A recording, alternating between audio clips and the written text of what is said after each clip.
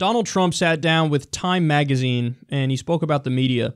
And I want to read you Trump's comments because I feel like reading his quotes verbatim really highlights how off he is. So here's what he said about the media. For instance, I don't watch CNN. I don't watch MSNBC. Scarborough used to treat me great, but because I don't do interviews and stuff and I want to, he went the other day, which is fine. He's got some problems, but I don't watch the show anymore. It drives him crazy. I don't watch the show. Yeah, it sounds like it drives him crazy, Don. I do watch Fox in the morning, and their ratings have gone through the roof because everyone knows I'm watching Fox. But they're pleasant, and if I do something wrong, they report it. I don't mean they. If I do something wrong, but it's really, honestly, it's the most accurate. CNN in the morning, Chris Cuomo. He's sitting there like a chained lunatic. He's like a boiler ready to explode. The level of hatred. The entire CNN platform is that way.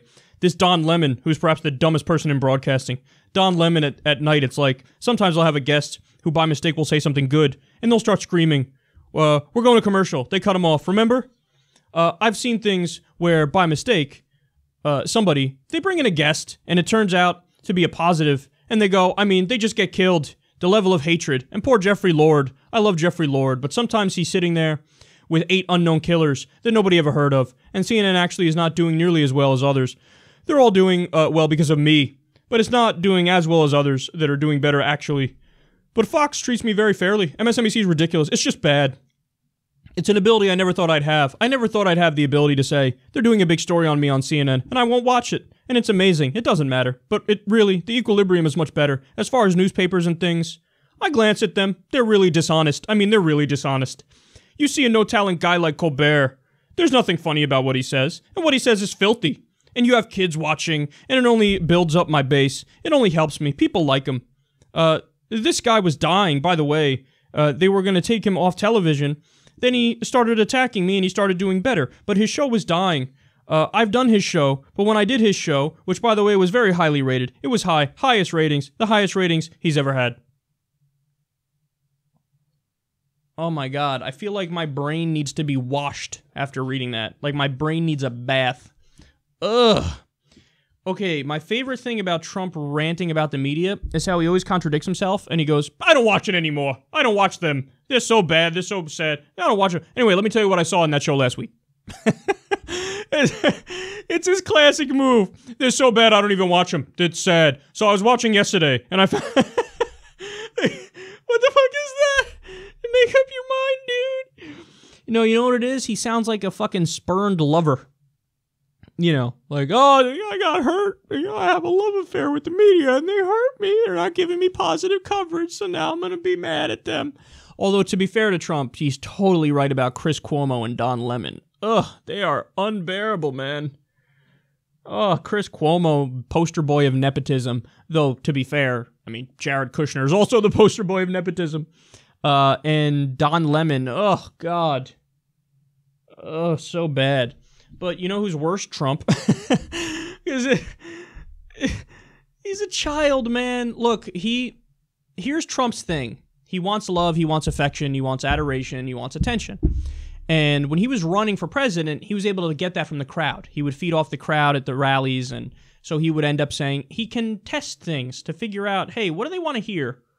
Oh, they test it. Oh, they like it when I say I want to get out of the wars. Let me say that more. Oh, they like it when I call her Crooked Hillary. Let me say that more. So he would do that, and he'd get the love and affection from the crowds. Well, now there's not nearly as many rallies. He does them every now and then, but now not nearly as many as there were before. So who's he around most of the time? He's surrounded by the establishment. He's surrounded by his cabinet. He's surrounded by, people from the military, generals. And he wants their love and affection and adoration. So he's trying to... Those things are contradictory. You can't get the love of the people and also get the love of the establishment because the people hate the establishment. So what does he do? Well, whoever's in his circle are the ones he's trying to make happy at that moment. So he's going to listen to the establishment. He's going to do their bidding. But another group that he's always trying to make happy, the media. He acts the opposite. But that's just because he's mad because he's not getting the love and affection. That's why he says, oh, Fox News is tremendous, the most accurate, the best. Because they always blow him. So, but there are reports he watches up to 6 hours a day of cable news. This guy watches cable news more than anybody in the country. He stops working at 6 o'clock at night, by the way, which is fucking crazy. I'm a YouTube host. I work way longer than that. Okay? The hours I work are longer than the fucking president. And he golfs way more than me, too. I can't even find the time to fucking golf. This guy's golfing. He's the leader of the free world. So he watches 6 hours of cable news a day, and he fucking tweets it and this and that. And so he feels like he wants their love and their affection and their attention. And when he doesn't get it, this is what happens. He lashes out like this because he's a boy. He's a man-child. He really is not that bright. He's an unintelligent guy who's just kind of floating unmoored through space-time. He's got no core. He's got no principles. He doesn't have a coherent ideology. He's always kind of You know, the funny thing is he ran on like, yeah, the establishment, we're going to bring them down. They're the problem. But reports are Trump has always, that's the only thing he's ever wanted was that kind of love and affection from the establishment. So in a weird way, he like wants to be Hillary Clinton because Hillary gets only love and affection from the establishment. The people hate her, but the establishment adores her. So in a weird way, he wants that. You know, there's a famous story about how his dad told him, his dad was a, real estate magnate, and he said, "No, son, don't get into Manhattan because that's where the big fish are. That's where the players are." So immediately, I got to get into Manhattan because I got to get the love of the elites. I got to get it, so I got to go into Manhattan, and I got to, make deals there, and I got to become a player. I got to become a big shot. So all he's ever wanted. Look at you could tell from the decorations of his house, for fuck's sake. He's got gold everywhere. He's got fucking gold everywhere. It's like he never understood the notion of tackiness. Like he doesn't think that's a thing.